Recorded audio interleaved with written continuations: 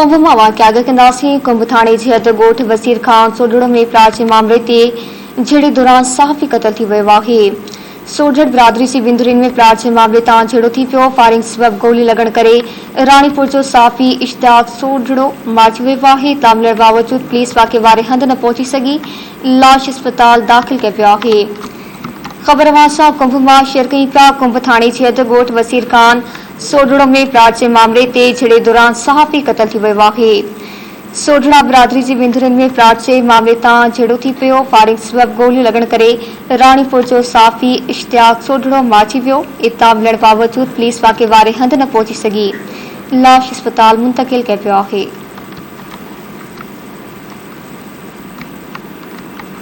कुंभ मां इहा ख़बर अवां शेयर कई पिया। कुंभ थाने जी हद गोठ वसीर खान सोडड़ में प्राचे मामले ते झेड़े दौरान सहाफ़ी कतल थी वियो आहे।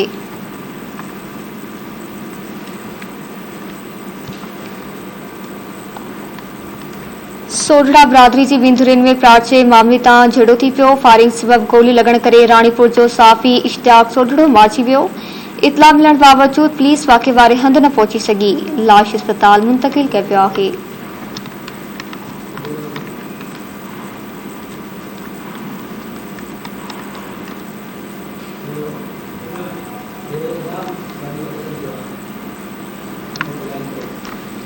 कुंभ मां वाक़िया कई पिया। कुंभ थाने जी हद गोठ वसीर खान सोडड़ो में प्राचे मामले ते झेड़े दौरान सहाफ़ी कतल थी वियो आहे। सोडड़ा बिरादरी जी विंदुरिन में प्राचे मामले तां झेड़ो थी पियो। फायरिंग सबब गोली लगण करे रानीपुर जो सहाफ़ी इश्तियाक सोडड़ो मारिजी वियो आहे। कुंभ मां वधीक तफ़सील कंदासीं मुरीद रातपुर खां। जी मुरीद झेड़े बाबत आगाह कजो।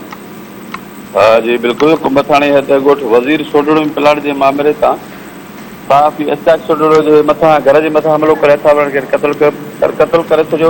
ॿुधाए पियो न त सोडड़ा बिरादरी जे विंदुरिन में जेको आहे सो प्लाट जे मामले सां हलंदड़ मामलो जेको हलंदो रहियो ऐं काफ़ी अर्से खां छिकंदड़ जेको आहे सो छिकताइण हलंदड़ सहाफ़ी इश्तियाक सोडड़ जे घर मथां हमलो करे खेसि क़तल कयो वियो। जॾहिं सहाफ़ बिरादरी ऐं संदसि बिरादरी जे माण्हुनि पारां Ranipur sugar mill Bansapura national highway ते लाश लॻी धरणो हंयो वियो आहे।